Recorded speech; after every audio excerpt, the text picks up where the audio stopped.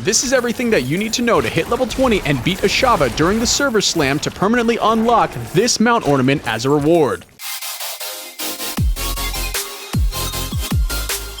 I scoured the internet for a couple hours, and here's everything that I've found, with the fourth one being arguably the best so far. First and foremost, playing the game on the hardest available difficulty, which should be World Tier 2, will give you a substantial boost to your experience while making most of the game only marginally harder. If your class and build can handle it efficiently as most can, I would suggest starting with this. Second would without a doubt be dungeons, and for a whole lot more than just the experience and the gold reward at the end. You also unlock a legendary aspect on your first clear through each dungeon, and it's allegedly one of the best ways to farm up your renown, which helps you unlock things like gold, more potion charges, and even extra skill points. Now the third depends on monster levels, which sounds obvious, but it isn't. Grinding monsters should be a priority regardless of where you're trying to level, unless they're more than 2 or 3 levels below you. They give you 10% less experience for each level below you that they are. On the other hand, monsters up to 3 levels higher than you give you 15, 20, and 25% higher experience. So keep that in mind on your travels. The fourth one, and this is a big one, is group play. You get more experience for anything you do based on if there's other players nearby, and if they're in your party, you gain even more. I've also seen that group experience is zone-wide, which means a couple of you could fan out and tackle a whole zone together to get up to 4 times the experience a solo player would. The fifth thing is zone events like the one up here at Khor Dragon. Periodically, an announcement will say that these are opening, and it's basically clearing a couple large waves of monsters as well as a boss at the end to get a ton of extra experience, gold, and gear. There is something similar to this called a local event, which are indicated by an orange circle on your map that looks something like this. These are much smaller and easier events,